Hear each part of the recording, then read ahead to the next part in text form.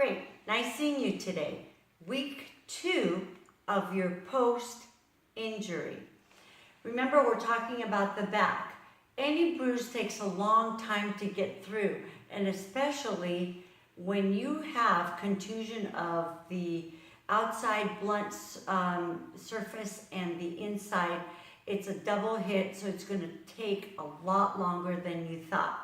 So this week, we're going to include going to the chiropractor at least 3 times in 1 week, because even though your hips or everything might seem to be aligned, because of your injury, they tend to pull out of alignment. So you need your chiropractor to continue to line everything up so that your body has the best chance of healing. Okay, so that's number 1. Number 2, you want to ice as much as you can. Notice here that I am icing, right? Now watch this.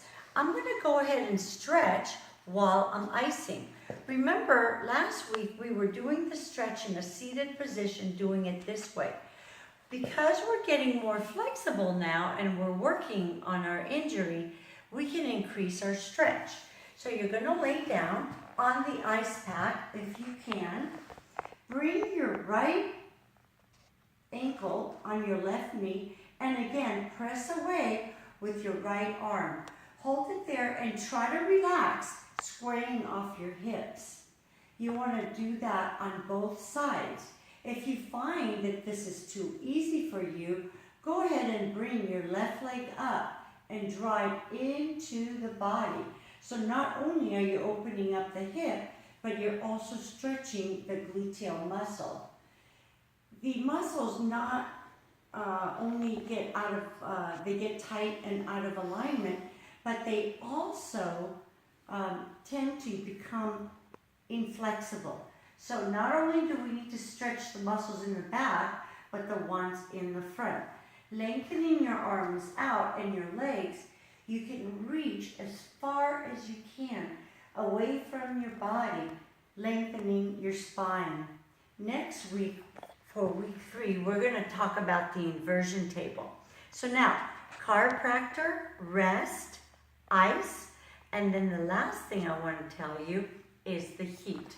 Now, you might not have a heating bed like this, but if you do, you're very fortunate. So, what it is, this is a heated bed, but you can do a heating pad as well. With this bed, you're laying down on the bed, and you place your knees, so you always want to support your lower back. You're going to lay down. Now, this is a water system with a lot of jets that hit the water to warm up your body. Let me show you what it sounds like. It's going to be a little loud, okay? And then you want to do that on and off. So there it is. And you lay down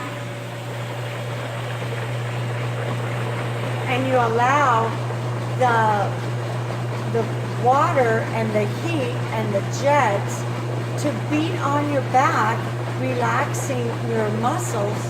And not only are you relaxing your muscles, but guess what? You're increasing blood flow.